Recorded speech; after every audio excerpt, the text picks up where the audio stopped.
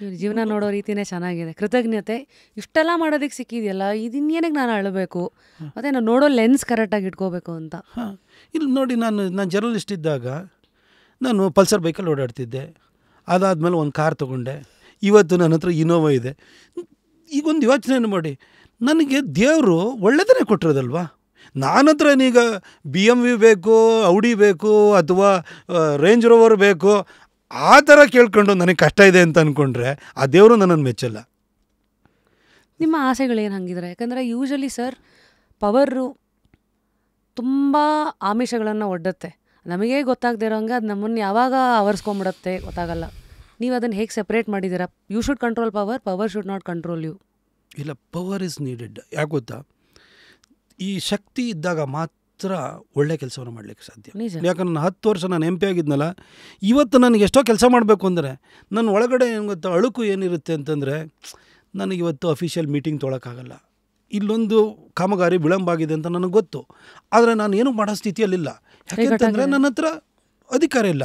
ಅಧಿಕಾರ ಇದ್ದಾಗ ನಾನು ಅಧಿಕಾರಿಗಳನ್ನ ಹೆದರಿಸ್ತಾ ಇದ್ದೆ. ನಾನು ಮನೆ ಕೆಲಸ ಮಾಡೋಕ್ಕೆ ಹೆದರಿಸ್ತಾ ಇರಲಿಲ್ಲ, ಯಾರನ್ನ ಕನ್ವರ್ಷನ್ ಮಾಡಿಕೊಡಿ ಅಂತ ಹೇಳ್ತಿರಲಿಲ್ಲ. ಎಂಟರ್ ರಿಂಗ್ ರೋಡ್ ಮೈಸೂರಿನಲ್ಲಿ 43.5 ಕಿಲೋಮೀಟರ್ ರಿಂಗ್ ರೋಡ್ ಇದೆ. ಇವತ್ತು ರಿಂಗ್ ರೋಡ್ ತಿಪ್ಪೆ ಆಗಿದೆ. ರಿಂಗ್ ರೋಡಲ್ಲಿ ಡೆಬ್ರಿಸ್ ಹಾಕಕ್ಕೆ ಬಿಡ್ತಿರಲಿಲ್ಲ. ನಾನು CCTV ಕ್ಯಾಮ್ರಾ ಫಿಕ್ಸ್ ಮಾಡಿಸಿರ್ತಿದ್ದೆ. 3 ಪಟ್ಟಣ ಪಂಚಾಯಿತಿ ಮತ್ತು 1 ನಗರಸಭೆಯವರಿಗೆ ಅವ್ರ ವ್ಯಾಪ್ತಿನ ಅವರಿಗೆ ಗುರ್ತು ಮಾಡಿಕೊಟ್ಟಿದ್ದೆ.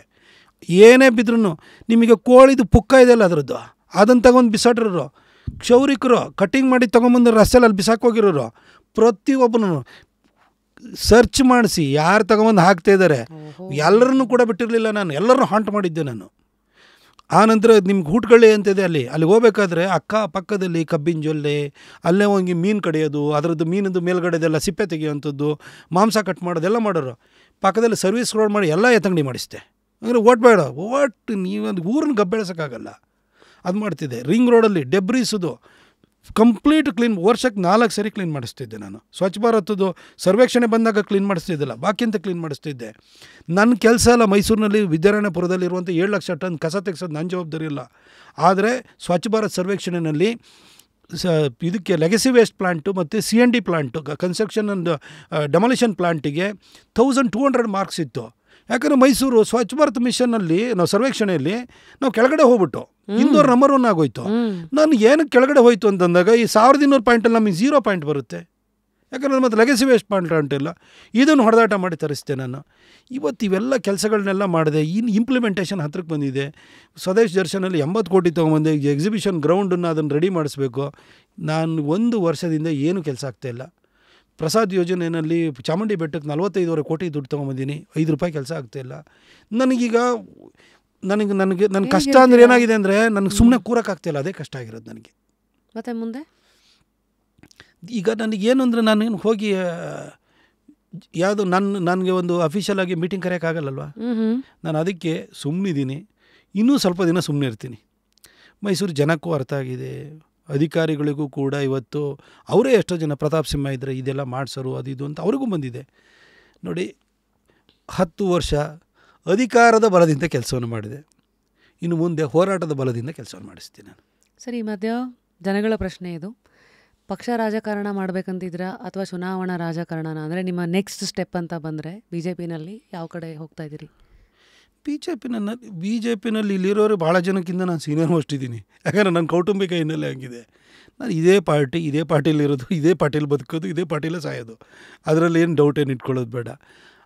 ಆದರೆ ಚುನಾವಣಾ ರಾಜಕೀಯ ನಾನು ಮಾಡ್ತೀನಿ. ನೆಕ್ಸ್ಟ್ ನಾನು ಅಸೆಂಬ್ಲಿ ಎಲೆಕ್ಷನಿಗೆ ಬಂದೇ ಬರ್ತೀನಿ. ಇನ್ನು ಮುಂದೆ ನಾನು ಪಾರ್ಲಿಮೆಂಟ್ ಬಗ್ಗೆ ನಾನು ಯೋಚನೆ ಮಾಡಲ್ಲ. 10 ವರ್ಷ ನಾನು ಮಾಡಿದ್ದೀನಿ, ಎಲ್ಲ ಕೆಲಸ ತಂದಿದ್ದೀನಿ. ಏನು ಯೋಜನೆ, ಇನ್ನು ಇಂಪ್ಲಿಮೆಂಟೇಷನ್ ಅಷ್ಟೇ. ಮೈಸೂರು ಟು ಕುಶಾಲನಗರ ಹೈವೇದು ಅಷ್ಟೇ ವರ್ಕ್ ಸ್ಟಾರ್ಟ್. ನಾನು MP ಇಲ್ಲದೆ ಇದ್ರೂ ಕೂಡ ಫೈಲ್ ಫಾಲೋ ಅಪ್ ಮಾಡಿದ್ದೀನಿ, ವರ್ಕ್ ಸ್ಟಾರ್ಟ್ ಆಗೋಗಿದೆ. ಎಲ್ಲ ಕೆಲಸನೂ ನಾನು ಮಾಡಿಸಿದ್ದೀನಿ. ಇನ್ನು ಮುಂದೆ ವಿಧಾನಸೌಧಕ್ಕೆ ನಾನು ಬರ್ತೀನಿ, ಕಾಲಿಟ್ಟೇ ಇಡ್ತೀನಿ. 2028ಗೆ ಎಲೆಕ್ಷನ್ ಆಗುತ್ತೋ, 29ಗೆ ಡಿಲಿಮಿಟೇಷನ್ ಎಲ್ಲ ಆಗಿ ಎಲೆಕ್ಷನಿಗೆ ಬರುತ್ತೋ ಗೊತ್ತಿಲ್ಲ. ಕ್ಷೇತ್ರಗಳು ಜಾಸ್ತಿ ಆಗುತ್ತಲ್ಲ. ಕ್ಷೇತ್ರಗಳು ನನಗೆ ಗೊತ್ತಿಲ್ಲ, ನಂಬರ್ ಆಫ್ ಕ್ಷೇತ್ರ ಜಾಸ್ತಿ ಆಗೋದ್ರ ಬಗ್ಗೆ ನಂಗೆ ಐಡಿಯಾ ಇಲ್ಲ. ಯಾಕಂದರೆ ಈಗ ಸೆನ್ಸಸ್ಸು 2026ಅಲ್ಲಿ ಸ್ಟಾರ್ಟ್ ಮಾಡ್ತೀವಿ ಅಂದರು.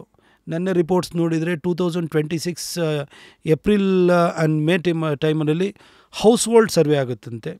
2027ನಲ್ಲಿ ಆ್ಯಕ್ಚುಯಲ್ ಜನಗಣತಿ ಆಗುತ್ತೆ ಅಂತ ಹೇಳ್ತಾ ಇದ್ದಾರೆ. 27 ಜನಗಣತಿಯಾಗಿ ಆನಂತರ ಡಿಲಿಮಿಟೇಷನ್ನು, ಆನಂತರ 33% ರಿಸರ್ವೇಷನ್ ಅಂತಂದರೆ ಯಾವ ಕಾಲಕ್ಕಾಗುತ್ತೋ ಗೊತ್ತಿಲ್ಲ. ಬಹುಶಃ 2028 ಮಾಮೂಲಿ ಇದೇ ಸೀಟಲ್ಲಿ ಎಲೆಕ್ಷನ್ ನಡೆಯುವಂಥ ಸಾಧ್ಯತೆ ಇದೆ. ನಾನು ಮೈಸೂರು ಮತ್ತು ಕೊಡಗಿನ ಜನ ತುಂಬ ಪ್ರೀತಿಯನ್ನು ಕೊಟ್ಟಿದ್ದಾರೆ. ಮೈಸೂರು ಜನನೂ ಕೂಡ ಅಷ್ಟೇ ಪ್ರೀತಿಯನ್ನು ಕೊಟ್ಟಿದ್ದಾರೆ. ನನ್ನ ಮೈಸೂರು ಅನ್ನೋದು ನನ್ನ ಜನ್ಮಭೂಮಿ ಅಲ್ಲ, ಆದರೆ ನನ್ನ ಕರ್ಮಭೂಮಿ, ರುದ್ರಭೂಮಿ ಎರಡೂ ಅದೇ ಆಗಿರುತ್ತೆ. ನಾನು ಅಲ್ಲೇ ಇರೋನು. ಹಾಗಾಗಿ ಅಲ್ಲೇ ಇದ್ದೇ ರಾಜಕಾರಣವನ್ನು ಮಾಡ್ತೀನಿ.